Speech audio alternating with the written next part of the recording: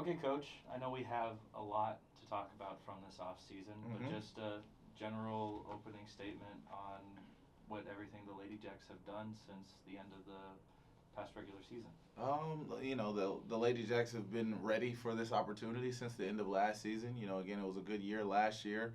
Fell a little bit short of our goal of winning a championship. So, just a lot of conditioning, a lot of shooting, a lot of ball handling, and just trying to be connected as a team is what we really focused in on.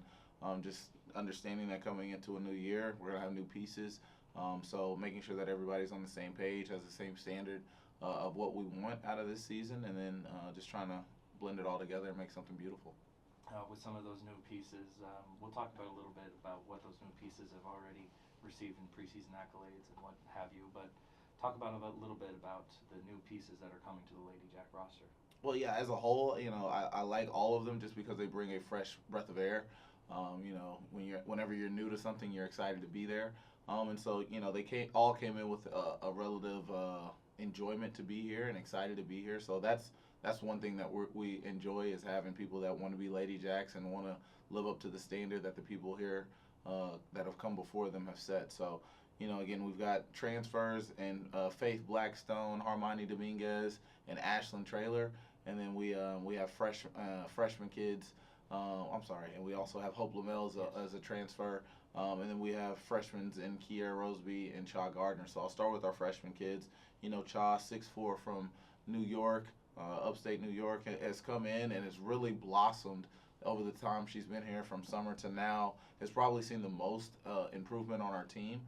Just understanding concepts and talking and movement wise, she's gotten so much better. So I'm really looking forward to seeing what she has to offer.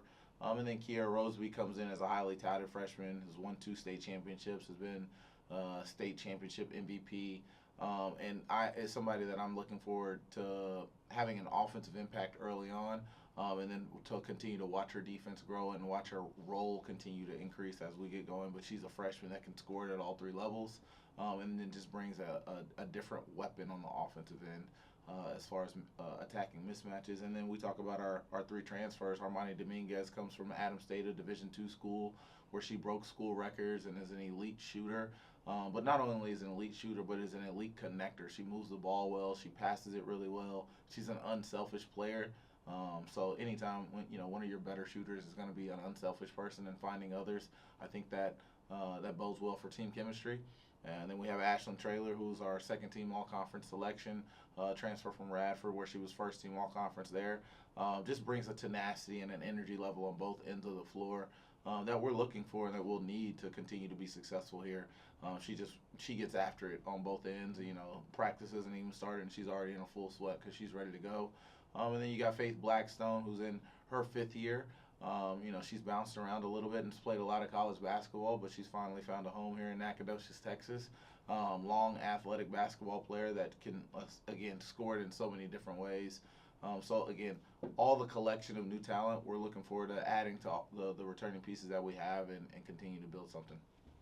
Yeah, we talk about all these new faces, but talk about your returners and the growth that you've seen from Avery Van Sickle at Trinity Moore, because even though you guys only lost 2 seniors in terms of graduating, Mm-hmm. you lost a lot in terms of the transfer portal. So Mm-hmm. what have those returners brought back this year? Well, they bring back a sense of leadership and they bring back poisonous. Again, I said poisonous. I'm not even sure that's a word, but they bring back poise and they know what to expect. They know what the program is about, and they bring back a standard. They know, hey, like on our worst days, this is our floor. Like we don't go below this, and they hold our team to that standard.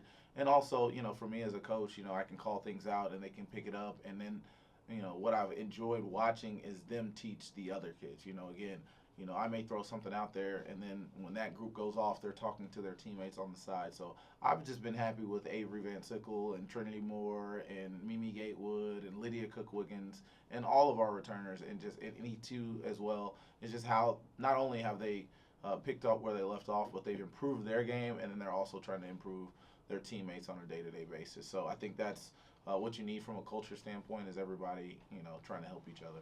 One of those 2 seniors that we lost to graduation was Kirsten Harden, Mm-hmm. and that scoring, the defensive awareness and stuff that we saw from her last year how is that going to play into, like, Trinity played with her for a year. You've got Flake Blackstone coming in that's got a ton of experience. So what do you see in terms of your bigs and their play this year? Well, we're going to miss Kirsten Harden. She was an amazing player. She was the East Texas own in Lufkin. So, we're wishing her the best over there in her professional career. And, she sees this. What's up, Kirsten? But more importantly, everybody's got to step up.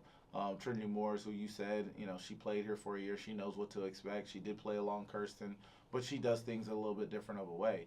And so I think, we can't just throw all of the load and say, hey, Trinity, pick up where Kirsten left off. I think it's got to be a collective effort on both ends of the floor, offensively and defensively. But there's still going to be a standard from a defensive standpoint of what we want to live up to and what we want to allow and what our non-negotiables are. So they've been learning that since they got here, and, hopefully we're able to execute that when we're out there on the basketball floor. Some things you've talked about, and there's been such a heavy emphasis on the conference schedule, with everything happening and coming back to the Southland. The non-conference schedule you've been able to piece together, I think you said it at Meet the Jacks, it's purposeful for causing a challenge with, obviously Texas Southern, the first game at home, Louisiana Tech at Texas State, a North Florida invite that's got some solid, and then a road matchup also at Texas Tech, and then some mid-majors coming from the Mountain West in San Diego State and Colorado State. So what was that detail-oriented when it comes to structuring that non-conference schedule for your girls? Well, yeah, again, we moved into a more regional conference. So in the non-conference, we wanted to be a little bit more regional as well. But also, we wanted to challenge ourselves. We wanted to make sure that we are challenging ourselves and preparing ourselves for our new conference. And, if you look at our non-conference from a year ago, we had, 3 teams that made the NCAA tournament in our non-conference schedule. So, again, that's something that we do year in and year out, is just make sure that we're challenging ourselves at the highest rate in the non-conference that we can, and so that we're just preparing ourselves for the long term. Because, again, it's a marathon, not a sprint, and so we understand that we've got to continue to get better each and every game out. And, you want to win every game, but if you don't win, you definitely want to make sure that you're getting better from each and every opponent that you face. And then we got the season opener, obviously, Monday night, 5 p.m. against Texas Southern. If you've started scouting, what can you preview from that matchup? Again, we played Texas Southern a year ago. They like to get out in transition. They do switch it up defensively between man and zone. So we'll have to be prepared on all fronts. They do return a lot of their scoring from a year ago. So, again, we'll just have to be dialed in and ready to go. It's the first game of the year. Nerves will be there for both teams. So the team that I think settles in the fastest will be better off just to coast through and be able to play. But it won't be an easy game. We didn't schedule any easy games. But at the same time, we know what we're capable of, and so if we come to play as a team, then we should be able to be successful. So you have a bunch of team, staff, student athletes that are always proud to be Lady Jacks and proud to represent Nacogdoches, and this is your time to call out to that community that this team's proud to represent, to say, hey, home opener, time to show up. Yeah, season opener's Monday. They've been working hard since the summer to put out a product that the SFA student body and the people here would be proud of in Nacogdoches. And so I'm proud of them. I'm proud of the work they've been putting in.